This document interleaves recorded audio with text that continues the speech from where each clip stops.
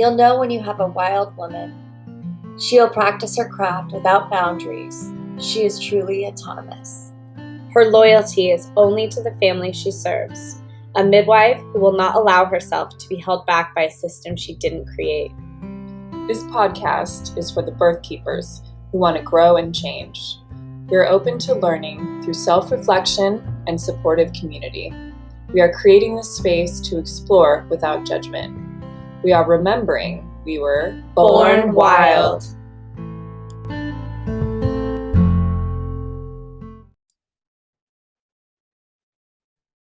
Hello, everyone. Welcome back to the Born Wild podcast. I'm one of your hosts, Sophia, and today I have with me bookkeeper extraordinaire, Elana. And I'll throw it right over to you to introduce yourself, and then we'll jump into your birth stories. All right. Hi. Excited to be here with you today. My name is Elana Roberts, and let's see, we live in Sebastopol. I've been here for about 6 years, and I have a 5.5-year-old son and a just 10-month-old daughter. And Sophia said, I do bookkeeping and started my own business. It's kind of like my mom business that's flexible, and I can do it in between, naps and nursing and whatever. It's been great, and also really challenging to run my own business and be a mom and homeschool, unschooled, and and still have a husband and all the things. So we were just talking about that recently, like how to plug in time for everything is so tricky. And I started my business because I wanted to have flexibility, and it's just, I saw some quote the other day. It's like, you don't work a 40-hour W-2 job, like employee job, but you work an 80-hour like business owner job. Like, oh, okay, I'm just working all the time then. Pretty much. That's moms in a nutshell. Okay, well, let's jump right into like wherever your story began, if it was your conception journey or when you knew you wanted to be a mom or just the day you found out, or where does that start for you? Well, I don't know exactly when I knew I wanted to be a mom, but my husband and I were recently married, and we were living in the Tenderloin of San Francisco, and I had just moved back from Italy. I spent a year abroad in Italy. Wow. And moved back to the Tenderloin, and I was like, I can't do this anymore. I want to live in the country. I want to have like big open space. Like I lived in a tiny town in Italy. After growing up in San Francisco, I had only lived in that city my whole life. So I was a very city girl, but then I knew I wanted to move to the country, and that's where I wanted to raise my family. So luckily my parents had property in Sebastopol. So we moved into their tiny house and in their second bedroom, where they went back and forth. So they weren't there all the time. We had like 4 days alone and 3 days with them. And that was really challenging, super duper challenging. And that's also where we conceived my son. So, it was just sort of the like, well, we had gotten a puppy, and we were like, planting our garden, and we were like, let's just try. So got pregnant right away, and I had always been really into tracking my cycle and stuff, so it wasn't just like a shot in the dark, but I didn't know if it would work because I'd only been trying to avoid pregnancy. It worked for that, and worked to get pregnant. You did like fertility awareness and when I was younger, I would really like track my temperature and everything. And but then I just got so used to it, I would kind of just track the signs throughout the month. And I know that ovulate a little early around day 11 or 12. And I don't remember exactly. Maybe I was still doing my temperature back then. Yeah, probably. I was doing everything until I had kids, and then I didn't do anything anymore.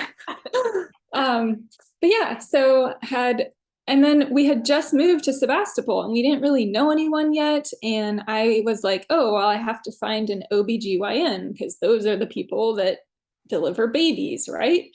And I love your voice you gave yourself. That thought. That's how it was in my head. Yeah. And yeah, I've always been like a natural health person, but I knew nothing about birth. And we were doing this kind of like farm school course because we wanted to start a farm on my parents' property, and at least like a big garden. And so the person who was running farm school was actually like the first person I told. I'm like 5 weeks pregnant. Like, where's the OBGYN that I get or whatever? And she was like, I don't know any OBGYNs, but I do know this woman who's a midwife. You could ask her. So I got in touch with Sheila, who was my first midwife. And she said she only does home birth. And I was like, oh, darn, like we're out in the country. There's no way I could do a home birth. I'm like 30 minutes from a hospital. And she was like, oh, well, I work up to 2 hours away from hospitals. So, but it's up to you. And so, that got me thinking, and I just started researching. I don't remember, probably at that point, I got Ina May's Guide to Natural Childbirth book. And then we I don't know, when we met Sheila, we just like really clicked with her, and I didn't even like interview anyone else. I just kind of like took a week or two to think about it. And then we just were like, sure, let's do it. Like, she felt very like motherly, like she was gonna help us through this like learning process. Yeah, I've been to a birth with her. She's amazing. Yeah. And like, sitting on the couch, like talking for 2 hours every prenatal visit, you're like, yeah. I knew that I would not get that in the other model. I just didn't even realize until I was in it, like how much better that there was this whole other way. So yeah, that was the journey to my first home birth. And my son Josiah was born at 38 weeks. How did your pregnancy go? Pretty smooth? Anything to note? I think I was like super exhausted. And yeah, I would just like nap for 3 hours and then still go to bed at like 7 p.m. And yeah, that was the biggest change. And the food I only wanted to eat white foods like bagels and cream cheese and plain pasta. Like, opening the fridge, the smell was just like, oof. My theory is like, because carbs give you energy, it's like your body is like, I need energy to make it to the bathroom to pee. Let's have a bagel and then go back to bed. Totally. Yeah. And the other interesting thing is that we started building our house like while I was pregnant, because, we were still living. Let's get a puppy or let's start a project. Yeah. Yeah. We weren't going to have this baby in my parents' second bedroom. So the house started, and my dad is an architect, and he was already like fully on board. Oh, I'm getting a grandbaby. Like, you guys are going to live here? Like, sure, I will help you build this house.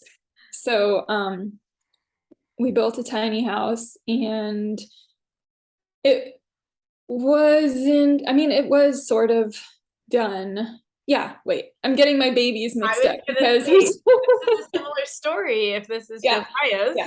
Yeah, the first time around it was done around Christmas, and he was born in April. So we didn't have it was done. And yeah, so other than that's what we were doing. I was pregnant. I was like helping with the tile. I was painting. We were like doing as much as we could to help with the house. And so that was fun. And yeah, I didn't really have any work.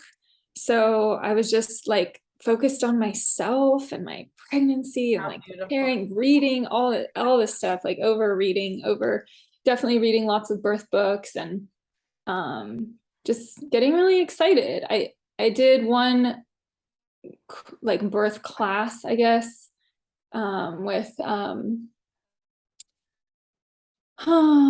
no, I'm totally blanking on who it was with. But it was like a fun little retreat day where we went together and like had lunch and did a Where was it? Like what? in Sonoma. Is it Kate Coletti? Yeah. Yeah. Okay, great. Yeah. Kate Coletti. And I also was driving back to San Francisco to do prenatal yoga with Jane Austen, who I did a prenatal yoga like course with her. So yeah, it was like, it's such a drastic comparison, the first pregnancy to the second, you know, when you have all this time. Yourself. Or, yeah, at least I did. I luckily did not have a job. So yeah, that was the pregnancy. Physically, like, yeah, I think everything was pretty normal. I was also pretty relaxed about it. I did like some of the testing things that Sheila like recommended. Did one ultrasound at 20 weeks, and then then they were a little concerned about like my placenta anterior or something blocking something, so I had to do another ultrasound, like that it was low lying or something. Yeah, another ultrasound at 36 weeks, and it definitely stretched up and was fine. And did you find out that Josiah was a boy, or was no, that a surprise? Okay. that was a surprise. Yeah. Oh. So, and we actually, so we actually like didn't even, I forgot to like check. I knew he was a boy. I just knew, but like I forgot to check after he was born for like 20 minutes or something too. But yeah, he was, so let's see, we went to San Francisco 38 weeks, and on the way back in the car, I just had to pee so insanely badly. And now looking back, I think I was having Braxton Hicks. I just didn't really know what they were. And so we had to stop in Petaluma, and like I went into this bar or pizza place or something and used the bathroom. And then later that evening, I was just laying on the couch or sitting on the couch, and I kind of laid down sideways and felt like I peed my pants. It was not like a lot of water, but it was some water. And so I texted Sheila, and she said, well, you know, if it's your water, then something might happen tonight, like go to bed and we'll see. If it wasn't, you know, I'll come check you in the morning, or come check in. So yeah, that night, contractions started very like slowly, kind of maybe every 2 hours. I don't exactly remember. I would like feel something and get up on my hands and knees and then like lay back down throughout the night. And then I was 38 weeks, so we weren't quite ready yet. We didn't have like a full grocery shop or the tarp that goes under the birth tub, or yeah, because everyone says plan to go to 41 weeks, plan to go past the due date. Yeah, especially with the first. So yeah, my husband ran out that day and did like all this shopping and got everything, and I don't even remember like what I was doing all day. It was a whole day of like contractions that, you know, were pretty intense, but very far apart. Like they were 2 hours during the night, and then they slowly got like 1 hour and 45 minutes apart, then 1 hour 30. Like they were just so gradually getting more closer together that it took the whole day. I think I maybe went on walks. I ate food. I don't know. I don't have a good recollection of what I did for that entire day. We're in labor land. Yeah. And I do remember Matt like going to sleep the second night, which was a Friday night, sleeping on the couch, and I was on the birth ball at our counter. and he had been like timing everything for me, and he told me to time the contractions myself while he was like, just, just time them just to see or something. Or I was like, I'll be timing them now. And I had my phone or stopwatch, and it was just like beyond comprehension. Like, I don't even know how to like press the button or it was just that, like, looking back, I'm like, oh yeah, I was definitely in it there. I couldn't look at my phone. Math and labor don't go together. Even just pressing buttons, I don't know, I was too deep in there.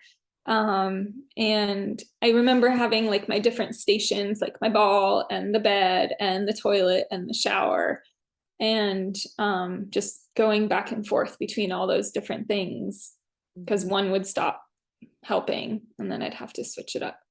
And yeah, so then that was all of Thursday night and Friday. And then Friday night, I was sitting on the toilet around, I don't know, like 2 or 3 in the morning, and that's why I was timing, because Sheila was saying, like, don't, you call me at this certain point, like 511 or whatever it is.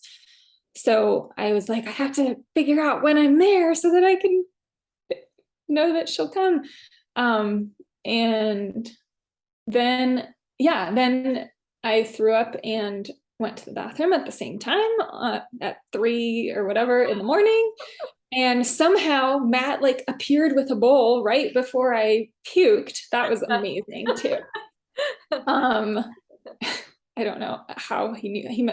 Maybe it was a lot longer of a buildup than I remember. Yeah. And and then he was like, oh, good, I think I'm gonna call her now. Like, yeah, let's do that. Let's call her. I don't know what my timing is, but I think we should call her.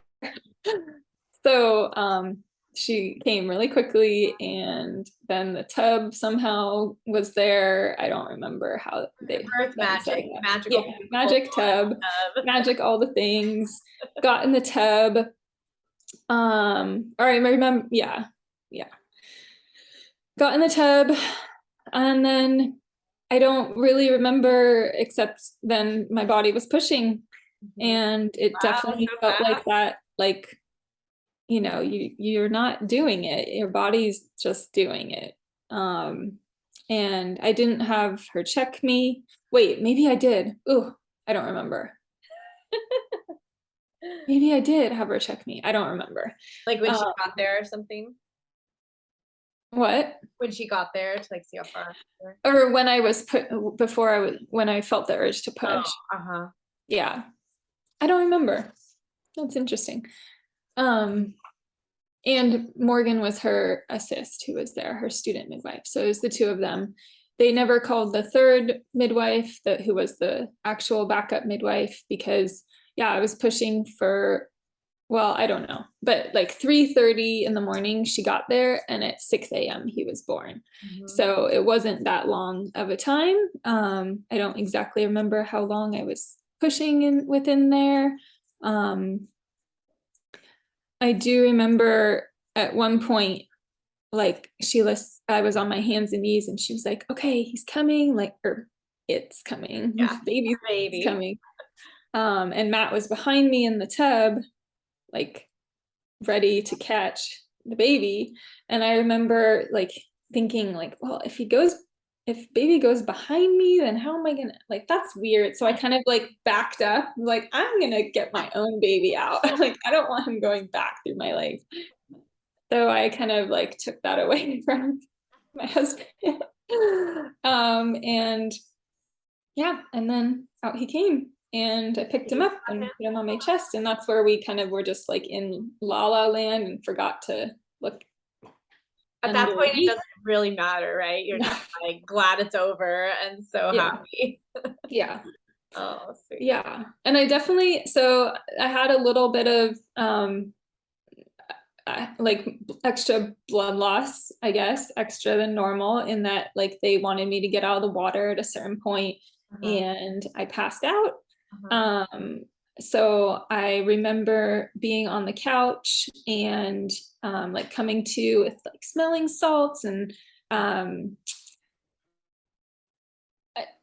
Matt had the baby and the placenta, and the midwives just really they were concerned, like, I think my bladder was too full or something. Like I hadn't peed in a long time, so my uterus wasn't going, like there was some block with the bladder and the uterus or whatever for the uterus whole to bladder control. was like making your uterus boggy and not clamped down.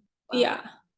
Yeah. So I ended up having a catheter, which was Yuck. really not cool, on my bathroom floor. That's like my least favorite part of this whole entire experience. And they gave me a shot of Pitocin. They gave me actually a bite of my raw placenta. And then after that was before, then after the catheter, I remember them saying they also had like oxygen or an IV, or there was one other trick up their sleeve before we'd even have to think about going to the hospital. So it wasn't like an emergency. It was just, and I was really impressed by how many tools they had to accommodate at home. And yeah, so eventually my uterus did contract after the catheter, and I was tucked in bed with my new baby. And then like, oh, now what? Now what happens? Yeah. What about your placenta? When was that born? That was, I don't know, when I was still in the tub. Okay. It had already come out. It was after that came out that they got you out. Yeah, they got me out. They just didn't like how bloody the water was or something. Like it was too bloody than normal. I don't know. Maybe the placenta came out kind of fast or quick. Like, I don't remember. Yeah.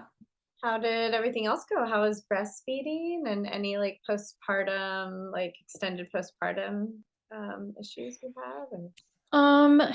He just like kind of crawled up my chest and found my nipple and started sucking, and was a really good eater. Like he gained tons of weight, and for being 2 weeks early, he was like 7 pounds 10 ounces.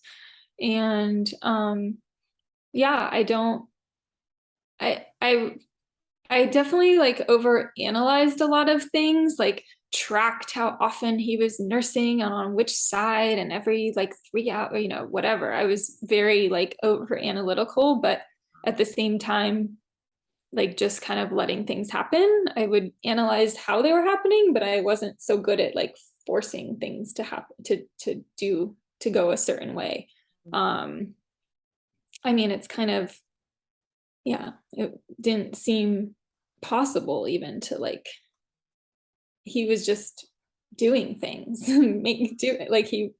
You were just definitely tried to make him sleep at certain times, and sometimes that would work and other times it would not work. So it was definitely that lesson in like, oh yeah, I'm not in control anymore. Like there's both of us, it's all 3 of us. Yeah.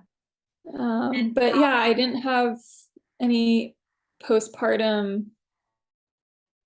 Well, the issues were like trying to get up and do things too quickly and then bleeding again. Like, remember maybe day 4 walking down to check the mail because I just really wanted to get outside. And then a couple hours later, I was like going through all the pads again. Damn it. Okay, that was too soon. My husband's a chef, so he was really like into making all the like broths and slow cooked meat. That's all I wanted to eat, was like slow cooked meat that falls off the bone. It's great. Awesome. How old was he when you got pregnant again, and were you trying? So I wasn't even really sure that I wanted another baby. Definitely like our life felt really full with our super energetic son. And we had a really, really big dog. Our puppy that we had gotten, our first child, was just a massive 30-pound dog. So our life was very full in our small house. And I did, but I was also, getting older. I was 38 at that point, and like I was 34 when I had Josiah. So by 30, yeah, I had always had in my head like, oh, a 4-year age gap. I knew a couple friends that had a 4-year age gap, and if I was gonna do another baby, I was thinking like that would be a nice gap, because I definitely was not ready before then. Like I was not even thinking that I wanted another baby, so I was not ready. But when it came around the time that they would be 4 years apart, I was like, okay, like kind of figure this out. Like you're getting older and the gap is only getting bigger, and just figure it out. Mm-hmm. And my husband was kind of, he's go with the flow. He would kind of do whatever. He comes from a bigger family. Like he has 2 siblings. I only have 1 sibling, and he's like super close. His siblings are his best friends. Like he just, I think, even though he said like I don't really care, I couldn't imagine. Well, I mean, now of course we can't imagine our life without little Louisa, but it's just, I don't know. I had to do a lot of soul searching for myself, and around New Year's of whatever year that was, 2021. Yeah, I was doing this like vision retreat thing and had this really cool meditation, and it was like, what is one burning question that you would like to see an answer to? And so it came up very clearly that there's another baby. And before I could change my mind, we tried. I was like, let's try. I want it. Let's try. Because I tend to overthink things and might change my mind or whatever. So we tried again, and she was easy to conceive again. She was waiting right there. she was ready. So and we also did not find out if she was a girl. And this time around, I had already become like, so our kids, my kids and my kid and your kids had become friends, and I gotten to know you over those like couple years, and you're my bookkeeping client, and we just have gotten so much closer, and I like learned more about your practice. And I know, I feel like we need to plug Free to Be, because that's where we right. Yeah, Free to Be. I will link her website in the show notes, but that was where we first met, and it's an amazing resource for families with, would you say kids under 3 or under? Well, now she even does like online things for parents for older, up to I think preschool, 8, like 6 even. Yeah, I remember being like, do you nanny? Can I? Yeah. She's Jennifer Curtis. She's amazing. Yeah. So I will link her resources in the show notes for everyone listening. That's right. So that's how we first met. Yeah. But I feel like I had known about you anyways, though, just through like Facebook or something. But mamas groups and things. Yeah, the mamas groups. Mm-hmm. Yeah. So this time around, I was just really excited to have you be my midwife, and have, even though my first experience was amazing, this new baby, I want like a new different experience. So so we started care kind of right away, and again, it was like those long appointments where you just kind of are hanging out with your friend, and it was so fun. And I also really liked just how everything was really a choice. It wasn't like you have to do this, like this is what everyone does. And I feel like being my second time around and feeling like so much more knowledgeable about home birth and everything, that I had already experienced, that was more appropriate for me in this second birth, that like I really declined all the things that I did not want to do. And that was fine. You would like say, well, here's reasons why people do it. Here's reasons why people don't do it. And then you make your choice. And I really loved that this time. So, yeah, I did get a 20-week anatomy scan in the comfort of my own home, which is so cool. Because I just we'll do a plug in there for Karen too. She's awesome. nice. I'll link her. Karen's a local sonographer who she has an office too that people can go to, but she'll also travel and do home visits, which is really sweet. Yeah. And especially during all the COVID stuff, where sometimes they weren't letting partners join for things like that, and so yeah, you could have the family there. Exactly. And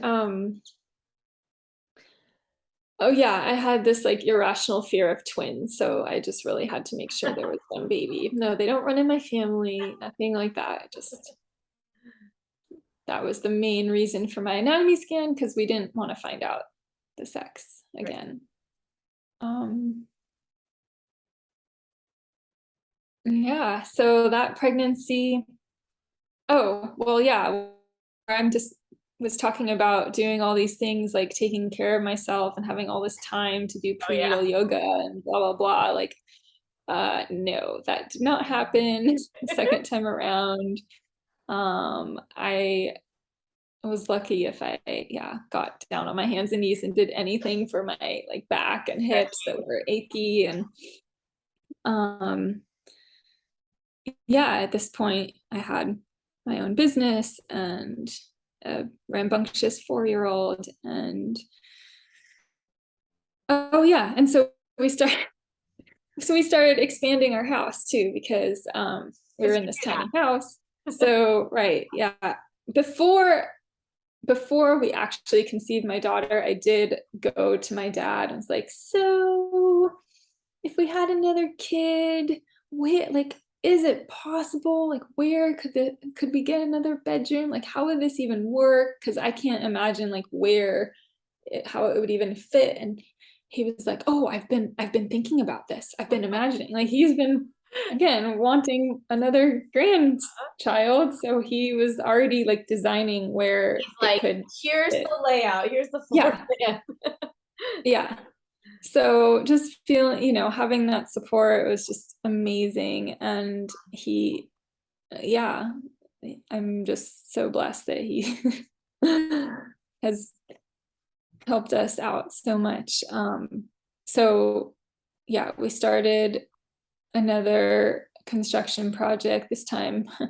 The permits took longer, and the materials, all the stuff that it takes, delays in construction. So we were only adding on a bedroom, but it took longer. And at this point, the house was not done when the baby came. I was getting those confused before, but so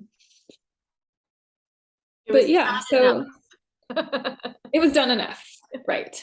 It was totally done enough. Because there were moments where it wouldn't have been done enough, where I'm like, wow, there's a wall here. Yeah, you come over for the prenatal and it's just like a plastic sheet and like completely open wall. But baby waited, and I also, so since my first labor started with a water break, but then apparently I think you had said, or somebody said, like, that's pretty uncommon. It's maybe less than 10% start that way or something. So I'm like, how do other labors start? Like, what is this? It was also getting close to Christmas, and my birthday is December 24th. And I knew that, she was going to be born around there, but I was kind of just getting anxious about when she was going to come, within that week or what. So even though like the later the better for our house, like the earlier the better for my like just date thing, birthday date thing. And so I was kind of, I wasn't, oh, I was watching a lot of birth videos with my son. He was really into home birth and watching them, and especially ones with like siblings involved. So he said that he wanted to be there and watch everything. And so yeah, the only thing I was kind of obsessing about was like, how is this labor going to start? Like, what does that feel like if it's not like my water breaking? And I was having tons of Braxton Hicks, but like, when is it going to be the real thing? And then at the same time, like life was so busy, I didn't have a ton of time to think about. Yeah. But I did go to a sauna. I had like a women's night at a sauna on December 20th or 19th or something. And it was just so great to like sweat and be warm and be surrounded by lots of women. I was asking them like, how did your labor start? What was your story? What was your story? Just hearing lots of cool birth stories. And then she didn't come. That I was like really hoping that she can, okay, now honey, you're ready, let's come that night.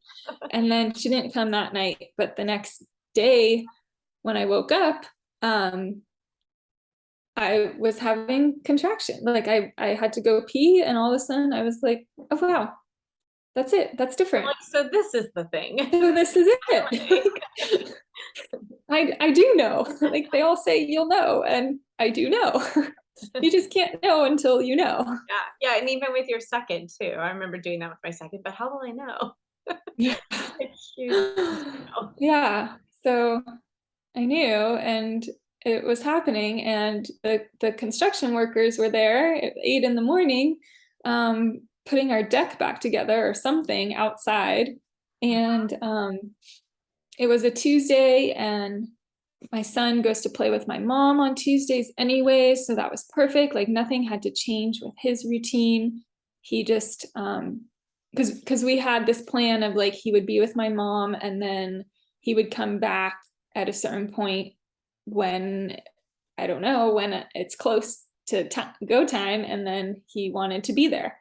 So that worked out really well, that he didn't have to kind of, because that was another thing going in my head, is like, how is it going to work with this other kid? Like I've seen where the older kid just sleeps right through it in the middle of the night, but he wanted to be there. And yeah, but she just made it work out perfect. She came in the day, she came on the day that Josiah was around anyways. And winter solstice, yeah.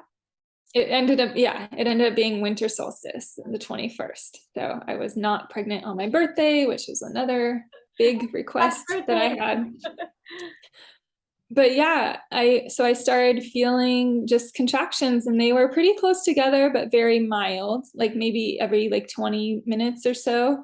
And so I texted you, and she was 39 weeks. So I wasn't even over my 40 weeks yet, but so we weren't, the only thing we didn't have ready this time around is I wanted some coconut waters, but we didn't have those. So Matt ran out to get coconut water, and then things were kind of progressing a lot quicker.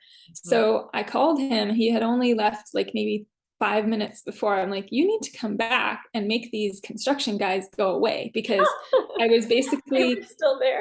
They were there. It was like 8 or 9 in the morning, and I was like hiding in the bathroom, which was fine. That was the place I wanted to be. But I could tell that it was going a little faster, and they just needed to go. And so he turned around, didn't get the coconut water. And that was when, I'm pretty sure, the meconium came out on my ankle. It like landed on my ankle in the bathroom.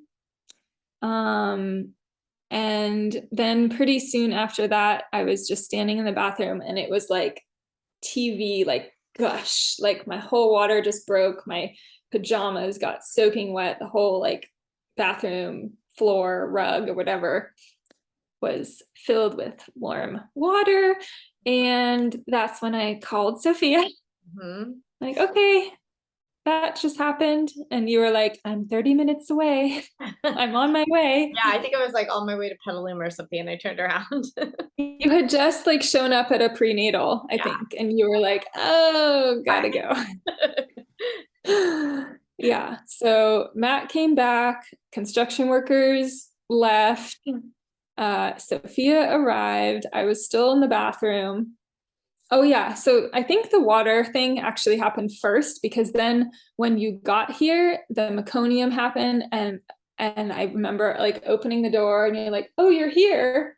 Look at what just landed on my foot. And you were like, okay, that could mean this, this, or this. And I was like, okay, cool. And so I closed the door and went back to my, You're like, okay, bye. yeah, like, good. I'm glad we just checked in about that. Now I can keep doing what I'm doing. And yeah, they were like pretty close together and pretty intense. And I was just kind of oming on the bathroom sink, like undulating, doing all these things. I remember being very cold. So you guys like got me like a towel or a heating pad or something. And then at one point I got super sweaty and hot. I was like, I need to get out of here. I opened the door. I'm like, I am so hot now. And you were like, welcome to transition. Oh, wow, that's cool. Yeah, my temperature totally just transitioned. And I didn't have it in my head that it could happen that fast, because my first one had just taken so long. And I don't know, I tried to have like very minimal expectations of, because every birth is just so different. So I just didn't want to have expectations around this. So I have a funny note in here. I'm looking at the like labor flow as you're talking, and I have a note in here that Matt was doing like the hip squeeze to you, and that you said, that's the combo.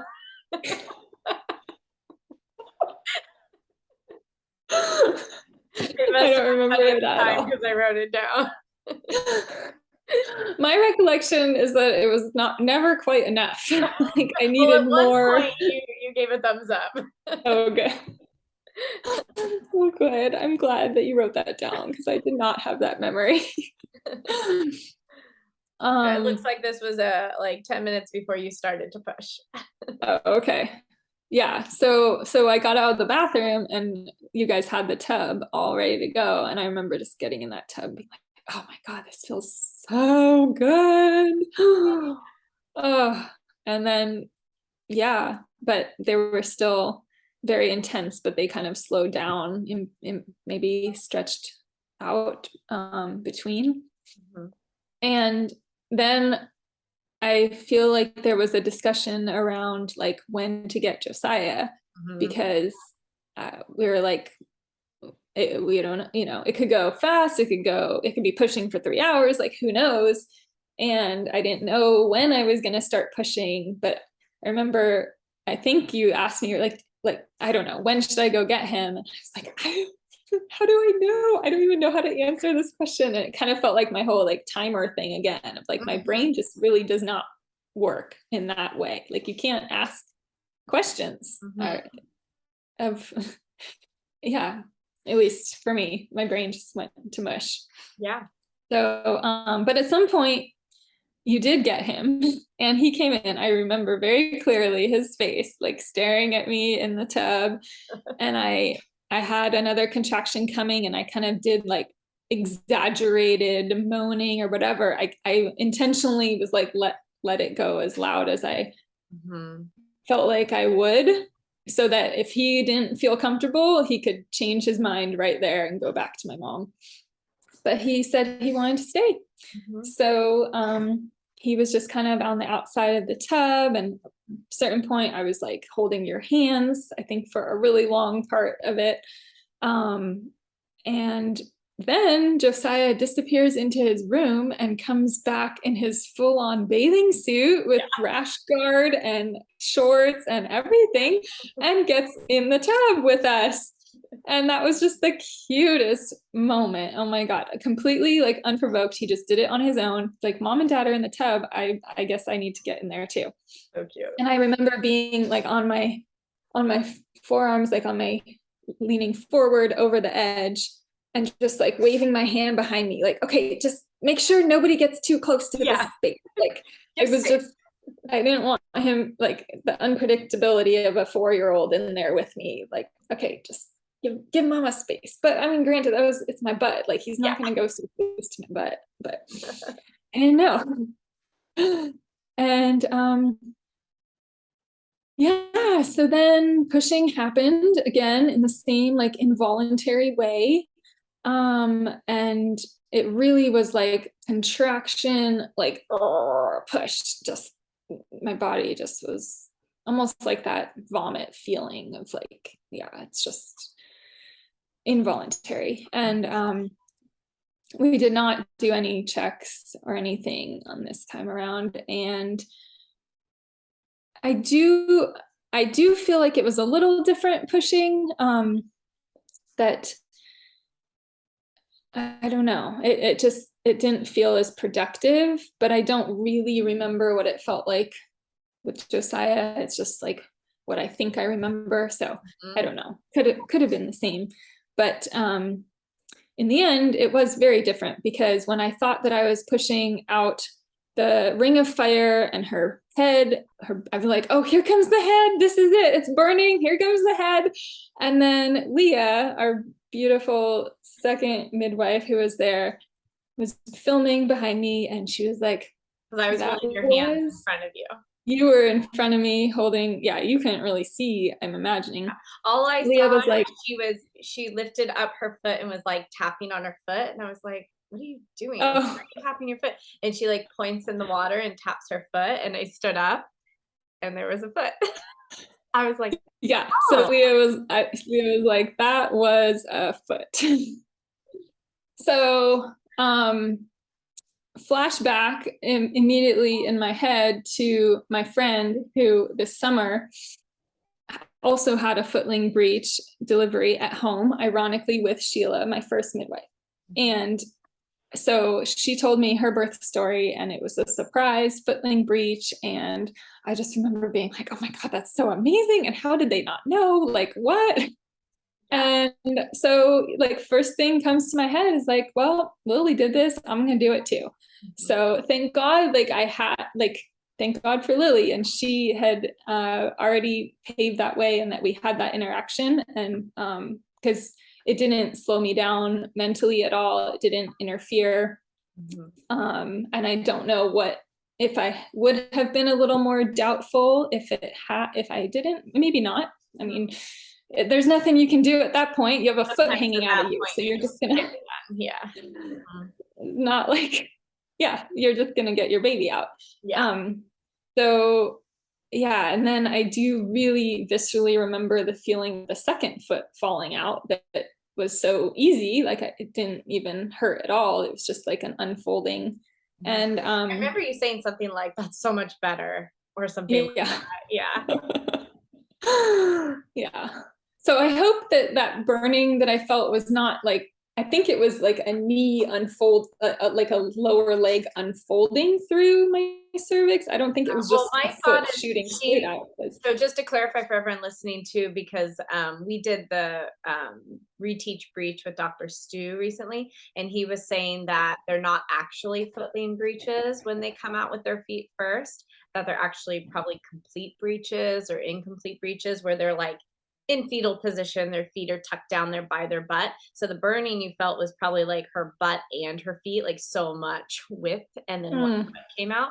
He said to have an actual footling breech, you have to be preterm, because the baby has to be in a standing position. And there's not enough room for a full term baby to be a true footling breech. But that even in the hospital, like they said it with Gracie, that she was a footling breech, double footling breech, and he's like, it's not possible unless they're like really have to be really preterm, that they're probably a complete Breech. So they're like folded, like cross-legged sitting or something like that. Yeah, I mean, nobody will be able to see but you, as I'm showing you, but Oh yeah. Oh wow. So yeah, 1 foot like that. Yeah. like Yeah. this one is Oh probably yeah, like that, like both are cross-legged. down by her rump. Yeah. Yeah. Well, yeah, it definitely was very painful. and and then yeah, and I was still kind of crouched in the water, and so then there was like 1 or 2 more pushes, like contractions that didn't get her out yet. And Sophia, at this point, you were holding her, I think. I don't think you weren't holding my hands anymore. Tone was really floppy in the water. She wasn't like curling her legs or responding. And I think at that point you had asked us, you said you can listen if you want. And we just took that as like, please listen. So we tried to get heart tones, but she was so low we couldn't. And so then you said, please help me. I think you had 1 more contraction. You're like, please help me. And so we had you stand up to use gravity. Yeah. Yeah. So yeah, I felt like I was going to be pushing forever, and I had asked for help. And I do remember you coming like over into my ear and saying, you are going to stand up and push your baby out. I'm like, oh good, okay, that's what I'm gonna do. So I stood up, and no more, like, breathe your baby out. I'm like, I'm gonna fucking push my baby out. So I stood up and pushed with all my might. And I guess I don't even think it was 1. I think it was probably 2. I don't remember, but that sweet relief. Oh wow. And she was out. That was like this strange like emptiness, but also just like so amazing. So amazing. I remember you saying something because it was a surprise sex. I remember you were like holding her and everything, and you said to us, like, you guys know what it is, right? Because it came out breech. And I remember being like, actually, no, I didn't even like register that. I was so focused on, looking at her or the baby and making sure the baby looked okay. But your husband was like, I saw. Yeah, he actually, because I didn't turn around for a while too. I was so just like, oh, like relishing in this relief, and also just kind of like in shock. So I was just facing my back to you guys, and he did come up and like say in my ear, it's a girl. Before I turned around and saw her. So yeah, eventually, I turned around, navigated the leg over the cord and all that stuff. And yeah, she was really like pale and kind of limp. And I guess I've like watched not all the videos, but some of them. You were like rubbing her, and she still didn't cry yet for a little bit, but she just was on my chest. And it did not faze me at all that her APGARs weren't great. I think she was like a 5 or something. Yeah, breech babies, they tend to have lower APGARs. Yeah. But they just take a little bit longer to come around. Yeah, we had her APGARs at 5 at a minute, and then she was 8 at 5 minutes. So she just needed some extra time to be with you and integrate. Yeah.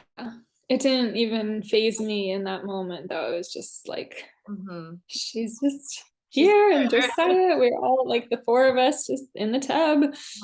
And definitely the placenta birthing was more painful. Like it's not really even remarkable with my first, but this one, it was more like the contractions were more painful. And I had a friend tell me that sometimes happens, that like the after pains of your second or third or whatever are worse. Like, why does nature do that?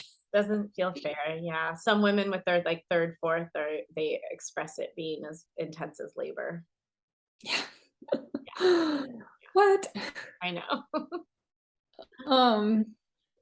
Yeah, but she was all good. She eventually cried, and we got out of the water.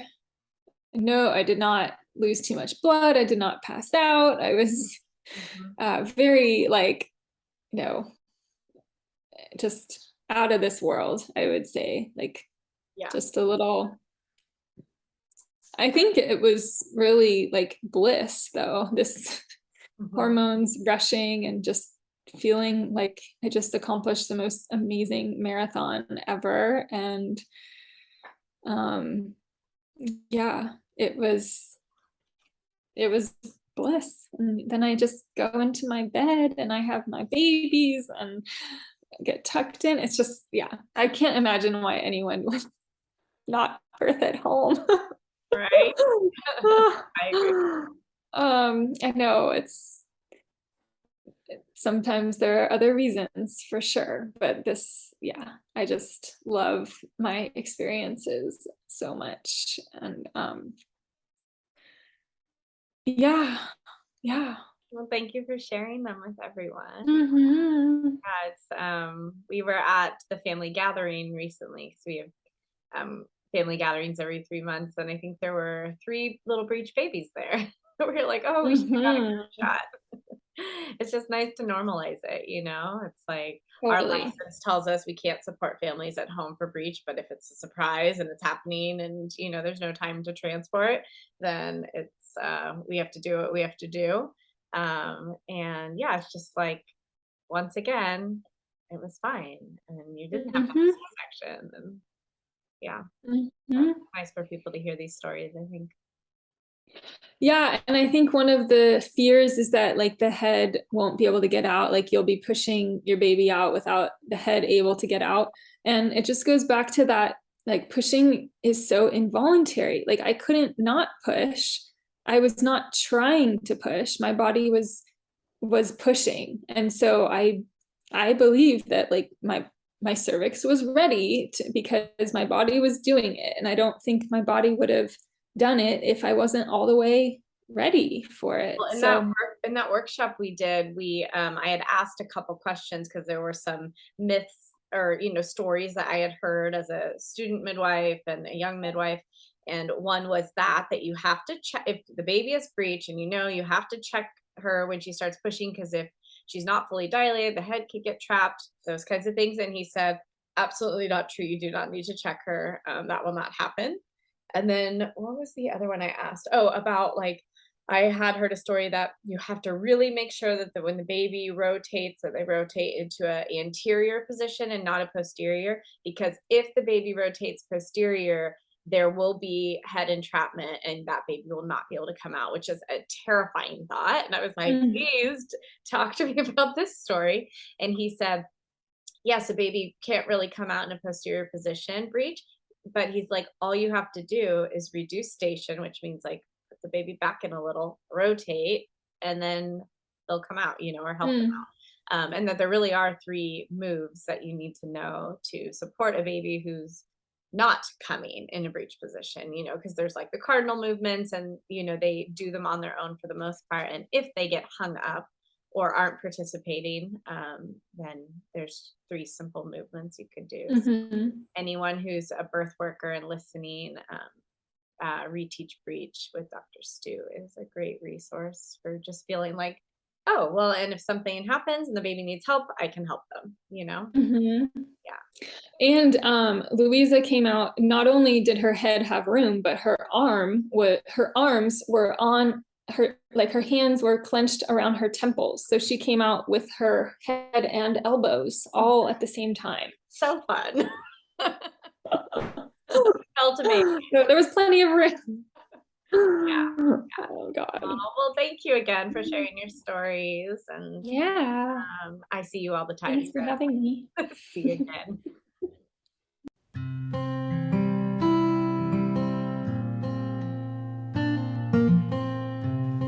Thanks everybody for listening. You can find us at Born Wild Podcast on Instagram.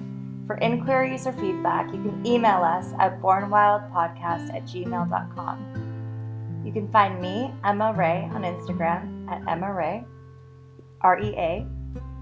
Sophia at sophiabirth.com. And me, Leah, at Bay Area Home Birth. We would really appreciate it if you would rate and review us on Apple Podcasts. It helps us reach more people. And as always, stay wild.